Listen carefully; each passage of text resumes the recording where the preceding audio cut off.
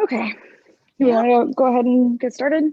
Yeah, absolutely. I think we've got hi Billy, and we've got a couple people that have jumped on. I know of a couple others that are sending in messages. So yeah, I think everybody's ready to go, and you can feel free to jump on. All right. All right, so I'll just get started. Corinne asked me to do this. I have been specializing in VA loans for just under 2 years now.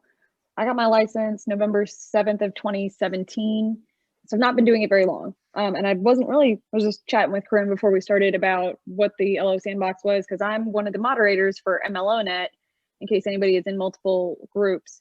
And I know a lot of what I have been harping on the other admins and moderators in MLOnet about is being more, what's the word I'm looking for? Understanding, compassionate. Kind. Yeah. Not being a jerk about new loan officers that have simple questions that, sometimes it's not easy to find the answers to. Like, they may be simple to those that have been in the industry for a while, and I'm one of those psychopaths that read the entire underwriting handbook for VA, but it's not always something that somebody has the time or bandwidth to do. And right. Sometimes you just don't know where to look if you're in a crunch to find the answer. So Right. I think that's why you said you kind of created LO Sandbox, and then Yeah. I specialize in VA, and surprisingly, not a lot of loan officers, like I think you'd said you don't do a ton of VA, not a lot of officers do a ton of VA. So here to share some wealth of knowledge. If there's any questions, please drop them in the comments. Please. That way, because I'd rather answer those questions ahead of time versus having a pinch and someone needs an answer. So if you have a question on the VA loan you're working now, let's knock it out. So we'll start with, we'll just kind of launch right into it. So I am loan officer with Rapid Mortgage Company. I'm also an instructor with Military Mortgage Boot Camp, which is a different organization. Mike Fish runs Military Mortgage Boot Camp, and it's special training and special marketing materials and just kind of specialized for loan officers that want to focus their business on helping veterans and active duty service members. It's not a nonprofit, but a lot of us in the group have nonprofits in the area that we work with. I work with Adopt a Soldier, and we do a lot of sending things over to deployed service members, sending Halloween candy, all sorts of different things. Everybody in the group, though, takes it very seriously as far as making sure that they don't screw up on an active duty service members or a veteran's loan. Like, it's a kind of a core value for all of us. It's not just we're going to be good at VA loans just to be good at VA loans. It's important to have a why behind why you're doing it, which is probably more than everybody wants to know, but just so you know. So I specialize in it. I'm a veteran advocate, and then I also teach realtor continuing education for South Carolina real estate agents. There's some about me. There's me and Larry Lee. You probably know him. He's a goofy guy in a lot of the real estate groups, a lot of the loan officer groups. Yeah. I have one cat, one dog, one child, one house. This is I need to update this. So unfortunately, one of these is my ex-fiance, but the other one, the black and white, is my grandfather. He was a gunny in the Marine Corps for 25 years. He was the first successful landing for Operation Deep Freeze, meaning he's the first plane that didn't die when they landed. The one on the top right is my cousin, Private Brennan. So I've got a lot of military service members in my family, and that's why I wanted to do this. MMBC, we'll skip some of these veteran organizations, and the PowerPoint's shared in the comments in the Zoom. So if anybody wants to click through it at their leisure, I'm going to skip through some of this stuff because this is mostly for educating real estate agents. We're going to skip to doing VA loans and things that every single loan officer needs to be doing. So if you're going to do a VA loan, whether or not you're going to choose to specialize in VA or just need to know more about VA, I don't care, and forgive me for having zero couth when I say this. If you are not asking these 3 questions when you are getting ready to originate a VA loan, you're failing. You are starting off by failing. So very, very simple. And I've had loans where I've taken, like rescue loans or things where I've taken over the loan, or a real estate agent has called me and they've gone, well, they're going to need down payment assistance because it's not a USDA area and they don't have any money saved up. And I asked the question, are you or your spouse a veteran? And one of them goes, yeah, I was in the Air Force for 8 years. Just quit. Please quit now, because I give agents that I have not made this spiel to, because every new agent I work with, I'm telling them I specialize in VA loans. You don't have to, but I'm telling you, if you want to get yourself more business and be a better realtor, then if you're going to ask them, how many square feet a house are you looking for? Do you want a fenced in backyard? How many bedrooms? How many bathrooms? How bad is it going to physically hurt you to ask these 3 questions in addition to your probing questions you're asking a new client? 0. So, and it goes the same for loan officers. The statistics most recently said that up to 40% of veterans didn't even know that they had VA benefits, and that's obtaining financing. So the loan officer did not ask them, are you or your spouse a veteran? Which means they unnecessarily put a down payment down when they didn't have to. They probably had the means to, obviously, but they didn't even know they had the option. Right. So if you're not starting your loans by asking these 3 questions, you're already failing. And you want to know, are you or your spouse? Don't assume it's the dude, because I've done that. I preach this left and right, and I have done that. I have said, okay, so what branch of the service was your husband in? And she was like, actually, I was in the Marine Corps. And I'm like, I'm an asshole. Excuse me, my bad. Right. So make sure you're not assuming it is the husband. Sometimes it's both partners. I actually made really good friends with a retired Army medic because I made sure to ask her if she was the veteran.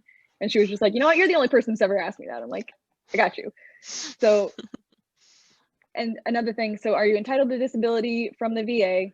If you don't know already, or if you've never seen a certificate of eligibility, their disability is going to be listed on their certificate of eligibility. Do you have your certificate of eligibility yet? And I'm going to harp on this, and some people might not want to do it, but if you're going to do more than 1 or 2 VA loans a year, you have to get your admin for your company. So whoever your system administrator is, they need to set you up with a WebLGY account. It is free. It takes 5 minutes. And if you're handing out pre-approval letters to veterans or active duty service members without having your certificate of eligibility in hand, you are failing a second time. The simple steps up front on the VA loan are so much easier when you deal with them up front. So I don't pull credit until I have a certificate of eligibility. And I'm going to screen share with what the page for the certificate, this is what WebLGY is. So I'm going to do nuts and bolts. And if anybody has any questions or needs me to slow down, let me know. This is WebLGY. I'm having to do this from 2 different Zooms.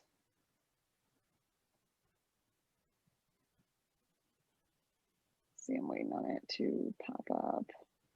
1 second, guys.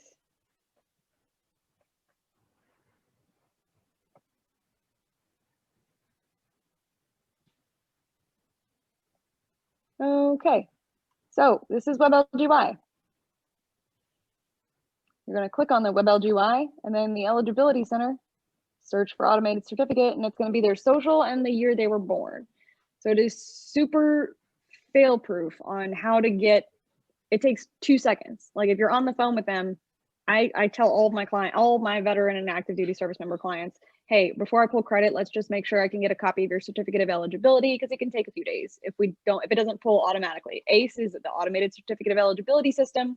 If it doesn't pull automatically, you have to get a copy of their DD-214. I'm going to bust a myth real quick. I don't give a single froggy right butthead what your underwriter says. You do not need a DD-214 in your VA files.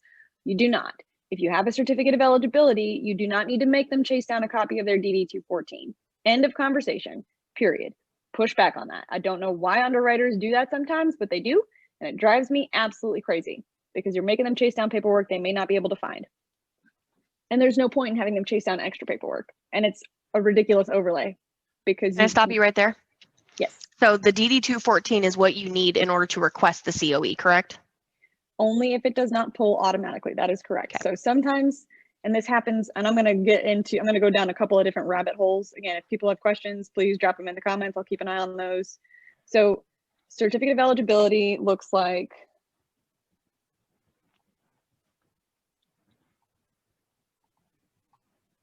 this. So this is a VA certificate of eligibility. This is his name, last 4 of his social, branch of service, entitlement code. You're going to have entitlement codes 5 through 10. He is not exempt from his funding fee because he is not yet out of service. So if he had a funding fee waiver, it would be listed here. If he or she were to submit a claim prior to closing on the new home and the claim gets approved, then they would file for a refund of the funding fee. They would get the money back, but the claim has to be filed prior to closing. So this is what a COE looks like. If it had a house that was already charged, it's going to be here under this prior loans charged to entitlement. You can't close a VA loan. You can't even order a VA appraisal without having this. So if this does not pull up automatically, in this service, then you would need to get a DD-214. It goes through a whole bunch of really very simple and kind of fail-proof questions. What's their address? What's their contact information? Has you fill in the details from the DD-214, and then you submit. It takes anywhere from 1 to 3 days for the RLC, the Regional Loan Center, to return that information to you with the COE. I always say put your own email on file if you're requesting your own COEs. And I really cannot stress this strongly enough for any newer loan officers in here. Do not give a pre-approval letter out without making sure that they have one. And I'm going to tell you this horror story real quick. The hardest loan I've ever done in my career year to date was last year, and it was a modular triple wide in a flood zone. It had an elevation certificate on its second foreclosure with half of the land that was tied up in a probate claim because the first foreclosure owners had died, but they had not properly merged the land. So we had probate land in the front yard for a veteran who served 1 year, 11 months, and 23 days. And the previous lender gave him a pre-approval letter without making sure he had a COE. And he had a Chapter 13 bankruptcy that was dismissed and $57 in his account. That loan took me 5 months to close as a USDA loan. And and it had a repair escrow. I forgot about that. That is the ugliest loan I have closed ever in my entire life. It took me 5 months. It was a $130,000 loan, and it could have been saved from all the hassle in the front if the loan officer had pulled her own COE. So don't do that to yourself or to another loan officer. Pull the COE, ask your processor to pull it. I don't give a shit. Text me and I'll pull it. Like I would rather get the COE for you and just do you that 2-second solid, because it doesn't take long. I just need a social and a year he was born. It doesn't take that long. Pull the COE before you cut the pre-approval letter. Cannot stress that enough for a lender.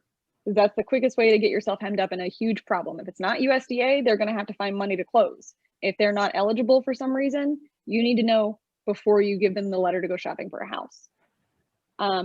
Let's jump to, let's see what the next slide is.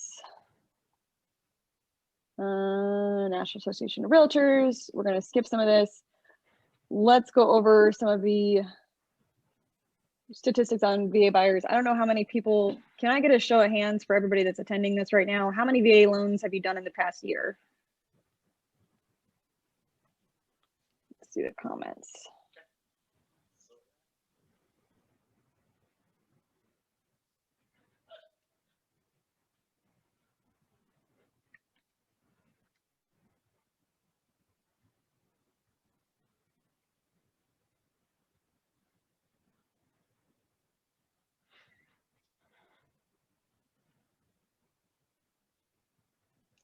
Jerome says including refi.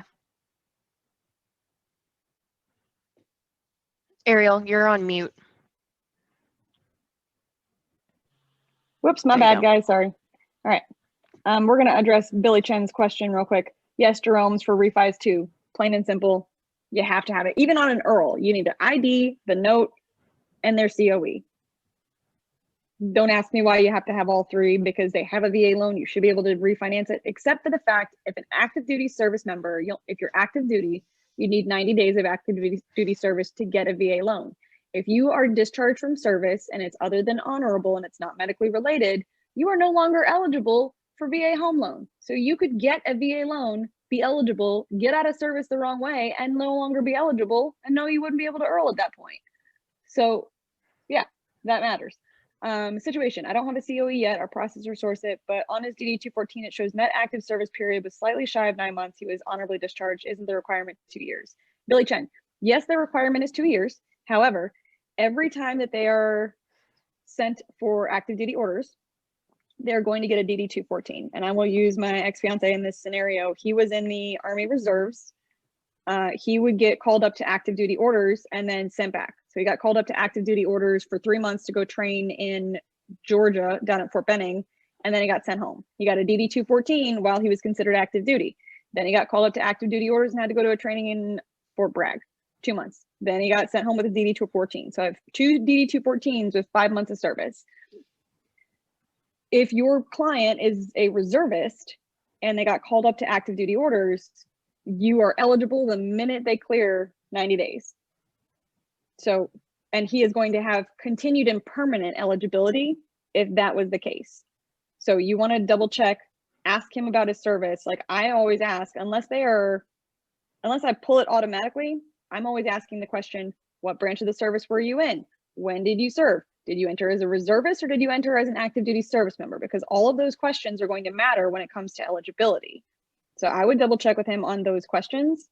And if he's medically discharged, it is not 2 years. So medical discharge is the only time when you are able to get VA home loan benefits in less than 2 years. So if he was active duty and he was discharged due to a medical disability, then he's eligible. You just need to send in the request for it. What happens a lot of the time, especially with reservists, is the National Archives for the 4 larger branches, so Army, Navy, Air Force, Marine Corps, they're all going to keep their records for reporting at the National Archives. The National Guard and all reserve stations are going to keep all of their records at state held archive level. Those two don't talk to each other because it's the government. Why would they do that? So you have to get them to talk to each other. If it's a reservist and they got 90 days active duty, you want to make sure that you're putting in there because it'll go through the drop downs. It'll say, is this person active duty? Has this person ever served in the reserves? And you have to put in the years that they served. Then they have to request those records from state level archives, and then they will issue the COE. Sometimes that can take an extra day or so. I'll use my ex-fiance again for an example. He served 12 years active duty total, but when we went to go buy the most recent house, his COE did not pull automatically, and we had a VA loan on the house that we had. He's like, of course I'm eligible. I'm like, I know you're eligible, but you were a reservist, so it's not going to pull automatically ever. I've never had a reservist pull automatically, not once.